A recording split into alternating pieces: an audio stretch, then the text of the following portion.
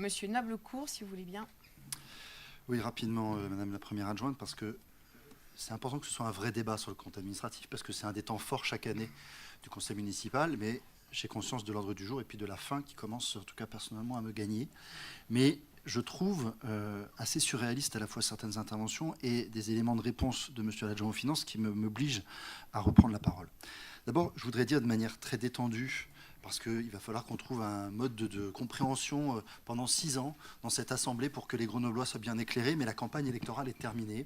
Et donc les récitations de mantras qui n'ont aucun rapport avec la réalité, raconter, on a renforcé la protection en santé des enfants en diminuant d'un tiers les effectifs de la santé scolaire et en baissant les moyens des centres de santé, enfin, faites des démonstrations et pas des affirmations gratuites, contredites par les faits et contredites par les acteurs.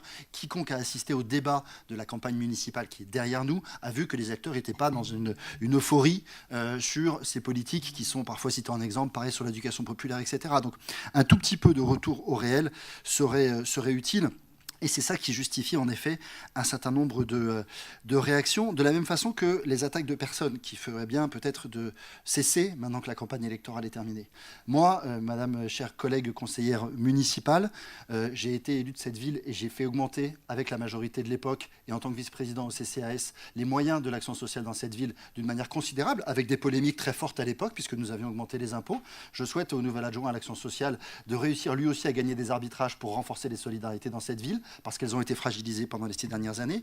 J'ai servi une ministre de l'Éducation nationale où nous avons recruté 60 000 enseignants, rétabli la formation des enseignants et fait et négocié le PPCR, notamment de l'enseignement supérieur. Et j'en suis fier parce que j'ai augmenté les moyens publics pour ces services publics d'éducation. Et je me suis battu pour augmenter de 8,5 milliards la dépense sociale dans ce pays, après en effet des mesures gouvernementales négatives. Et j'en suis fier parce qu'aujourd'hui, il y a beaucoup de travailleurs sociaux, beaucoup d'associations et beaucoup de collectivités qui bénéficient des 8,5 milliards, le triple du mandat précédent sur la lutte contre la pauvreté que je me suis battu pour obtenir et qui sont aujourd'hui déployés. C'est toujours insuffisant, mais mon combat, il a toujours été du côté des services publics et du renforcement des solidarités. Je n'aurais jamais voté de délibération aussi funeste que celle de votre plan municipal. Alors, pour être précis sur les éléments dont je tiens à prendre les Grenoblois à témoin, puisque Hakim Sabri a apporté quelques éléments de réponse très ténus dans le nombre des questions que nous avons posées, mais il faut le faire. Monsieur l'adjoint aux finances, vous nous avez dit que sur le CCS, c'était pas bien de faire des amalgames parce qu'il y avait eu des transferts de personnel, ce que j'avais moi-même évoqué dans mon intervention. Ce qui est intéressant, c'est que vous reconnaissez, et c'est la première fois, donc je veux que les Grenoblois l'entendent, une perte sèche, comme vous l'avez appelé, d'1,3 million d'euros. Moi, dans les estimations que j'avais données à l'époque, les transferts de personnel représentaient un peu moins de 4 millions d'euros de baisse du budget du CCAS sur 6 millions de baisse. Donc je suis à 2 millions, moi. Je pense que vous avez baissé de 2 millions l'aide au CCAS sur le précédent mandat. Vous en reconnaissez 1,3 million, c'est déjà un bon début. Reconnaissez avec moi aujourd'hui que ça représente plus de 8% de la subvention de la ville aujourd'hui, c'est-à-dire que vous avez fait porter par le CCAS une baisse de subvention de la ville très supérieure à la baisse que vous avez eue des moyens de l'État. Donc la logique punitive que j'avais dénoncée dans cette même enceinte en 2015 est bien démontrée aujourd'hui. Et ce que vous venez de reconnaître, Monsieur Sabri, c'est en effet que vous avez surfragilisé le service public d'action sociale par rapport aux baisses de dotation de l'État que vous aviez dénoncées à l'époque. Premier élément dont les Grenoblois doivent être pris à témoin. Deuxième élément, c'est que vous avez un flou d'explication sur la politique du personnel dont il va falloir qu'on reparle.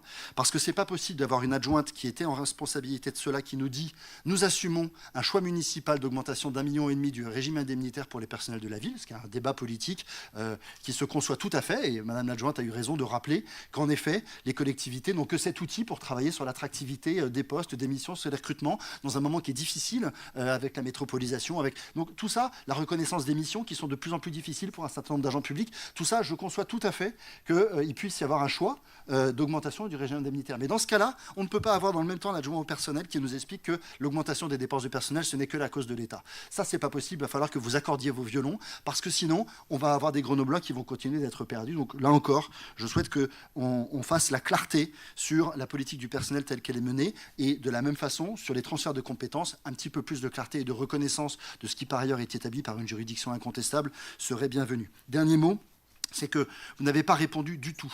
C'est le moins que l'on puisse dire, à part évidemment l'argument de l'héritage, mais vous avez conscience qu'il va s'épuiser de plus en plus, cet argument, du moins je l'espère, sur l'état du patrimoine municipal et sur la baisse des moyens des dépenses d'équipement, qui est dramatique et sur laquelle j'alerte vraiment très fortement notre Conseil.